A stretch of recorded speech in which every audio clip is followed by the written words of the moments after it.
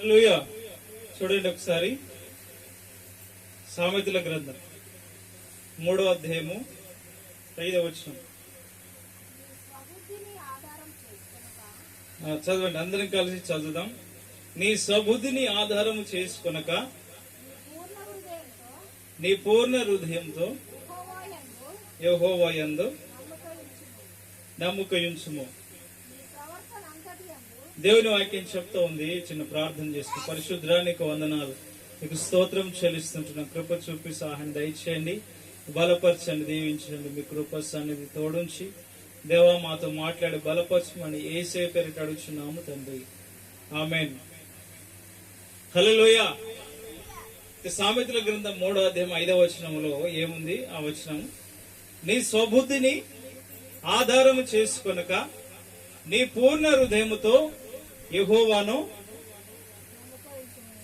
యెహోవా యందు నమ్మకయుంచు. హల్లెలూయా. దేని ఆధారం చేసుకోవద్దు?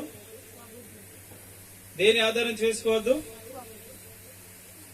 స్వబుద్ధిని అనగా సొంత బుద్ధిని, అంటే మన తెలివితేటలు వాడతాం కదా, మన సొంత జ్ఞానం అనేది అది మన మట్టుకే గాని మన స్వబుద్ధిని ఆధారం చేసుకొని మనం వెళ్ళకూడదు. కానీ కింది వచనంలో ఏముంది చూడండి, నీ ప్రవర్తన అంతటిలో ఆయన అధికారమునకు నీవు ఏం చేయు? ఒప్పుకోను. హల్లెలూయా. ఇక్కడ వాక్యం చెప్తుంది ఏంటంటే, మన సొంత బుద్ధిని మనం ఆధారం చేసుకోవద్దు. హల్లెలూయా.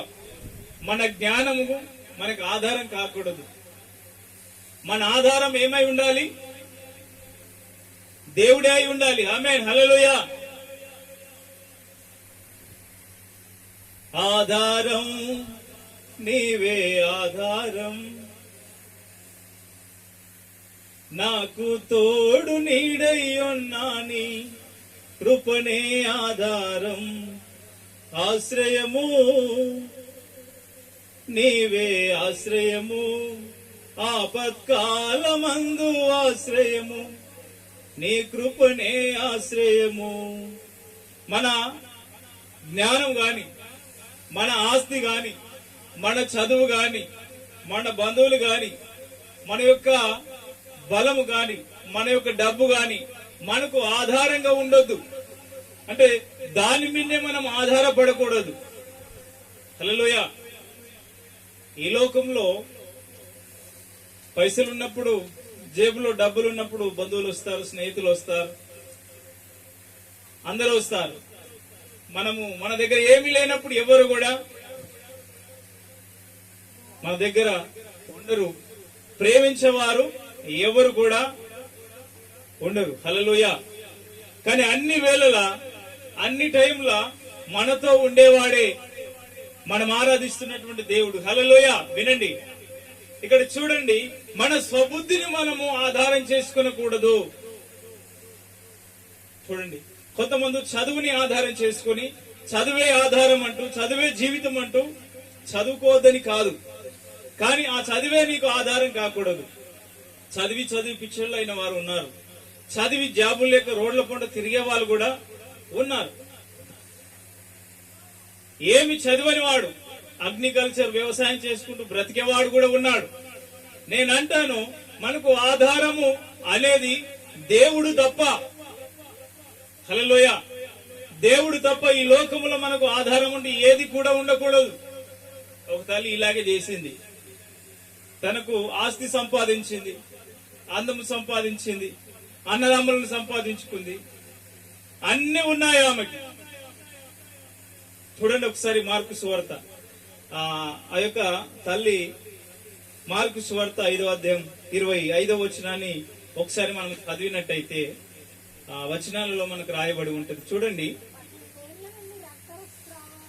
చూడండి, ఆమెకు ఆస్తి ఉంది, అందము ఉంది, అలాగే ఆమెకు రోగం కూడా ఉంది. హల్లెలూయా. ఆమెకు డబ్బు ఉంది, ఆస్తి ఉంది, బంధువులు ఉన్నారు, స్నేహితులు ఉన్నారు, అందరూ ఉన్నారు. అలాగే ఆమెకు ఒక అనారోగ్యం కూడా ఉంది. ఆ అనారోగ్యము ఆమెకు ఎన్ని రోజుల నుంచి తెలుసండి? 12 సంవత్సరాల నుంచి. ఎన్ని సంవత్సరాల నుంచి? 12 సంవత్సరాల నుంచి. చూడండి,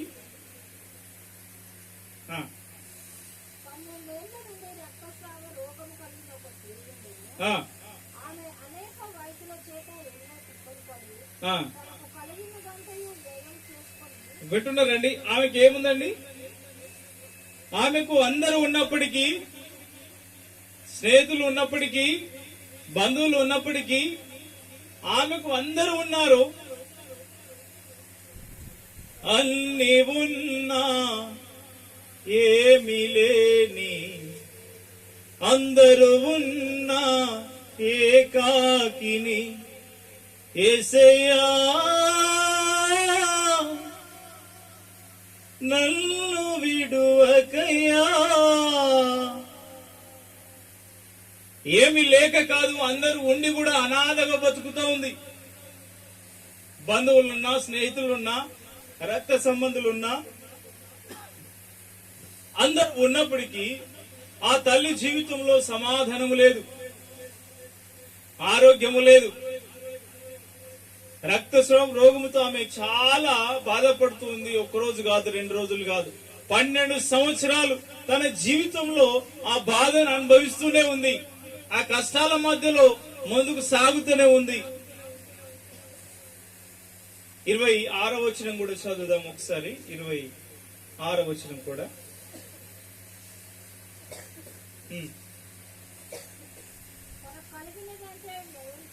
వింటున్నారండి? ఆమెకు అలాగే ఆస్తి అన్ని ఉన్నాయి. ఆమె ఏం చేసిందో తెలుసండి? తన సబుద్ధిని ఆధారం చేసుకుంది. ఏ బుద్ధిని? వింటున్నారండి? తన సబుద్ధిని ఆధారం చేసుకుంది. ఎలా తెలుసండి? నాకు ఈ రోగం వచ్చింది కదా, ఈ వ్యాధి వచ్చింది కదా, ఈ సమస్య ఉంది కదా, ఈ కష్టం ఉంది కదా, ఈ కష్టం నుంచి బయటకు తీయగలిగే వైద్యులు ఉన్నారు, సంప్రదిస్తాను, హాస్పిటల్కి వెళ్తాను అని చెప్పి హాస్పిటల్కి వెళ్ళింది. ఆస్తిని అమ్మింది. ఆమెకు ఏది ఆధారంగా చేసుకుందో తెలుసా? నాకు కష్టం వచ్చినా, ఇబ్బంది వచ్చినా, నష్టం వచ్చినా, నా జీవితంలో ఏది ఏమైనా నాకు ఆస్తి అంటూ ఉంది. ఏముంది? ఆస్తి ఉంది.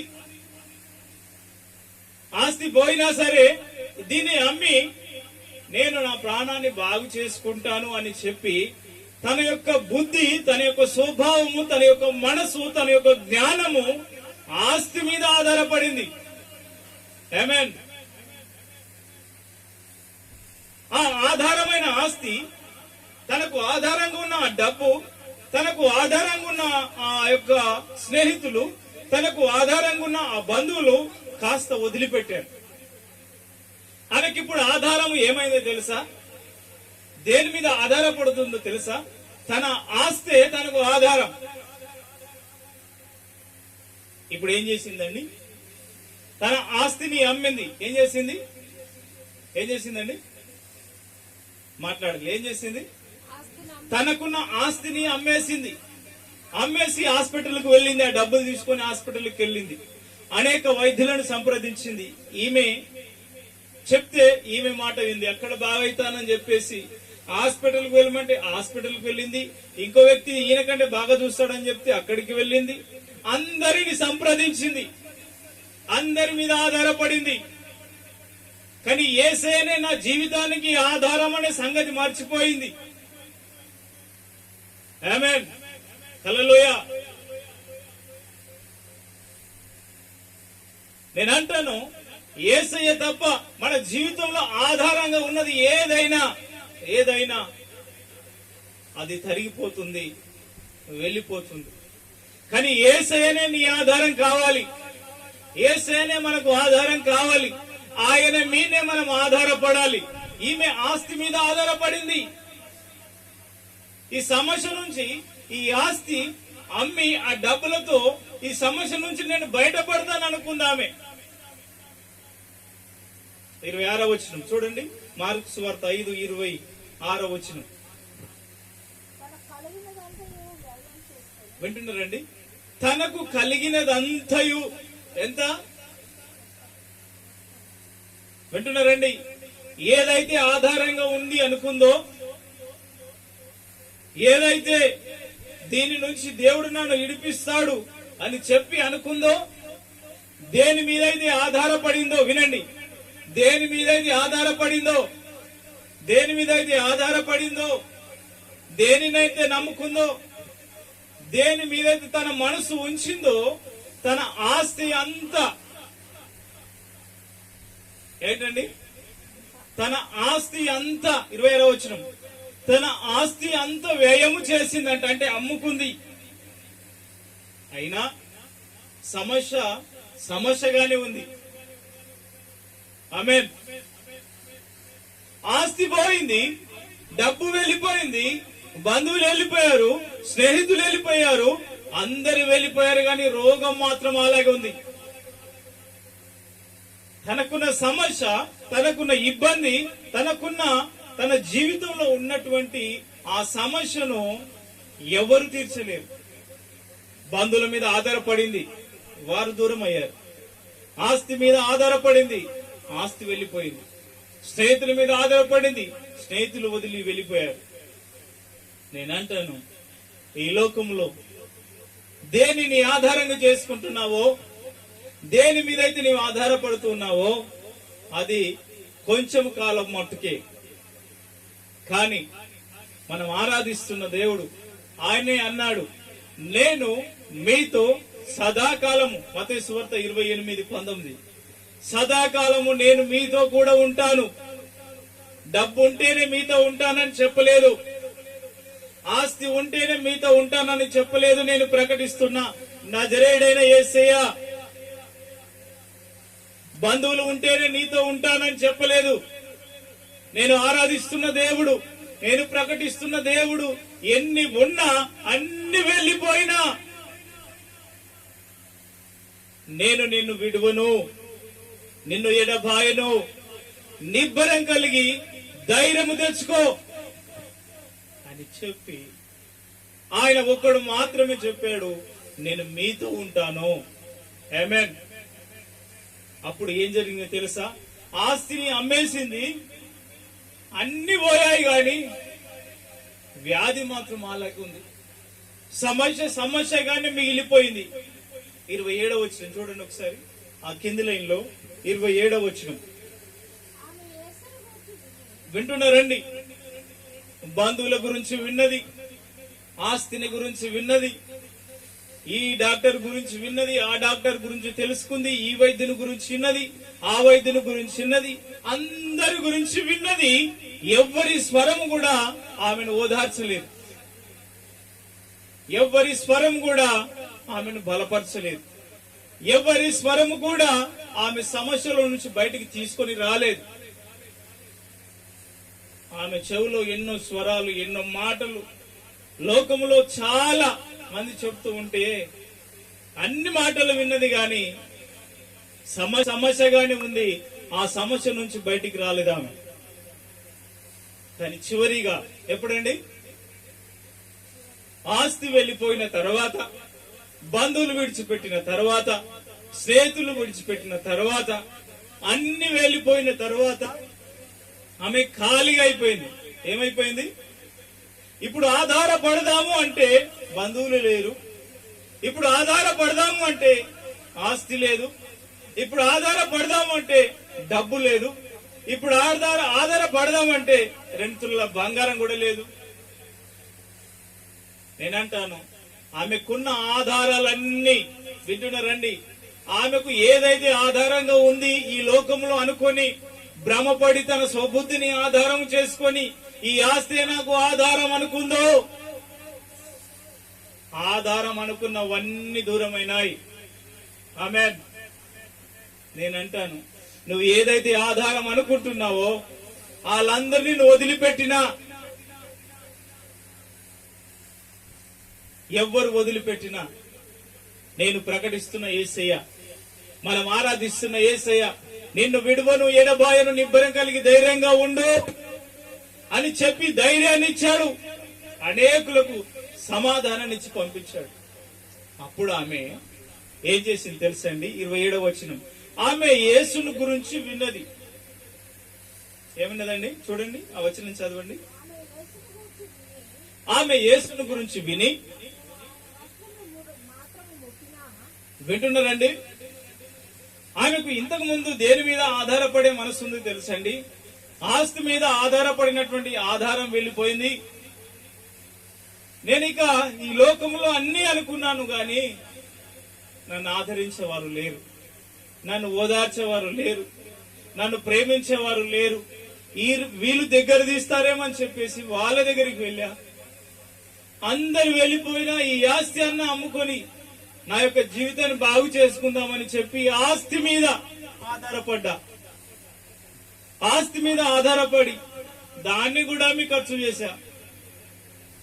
అయినా నా సమస్య అలాగే ఉంది, నా సమస్య బయటికి రాలేదు.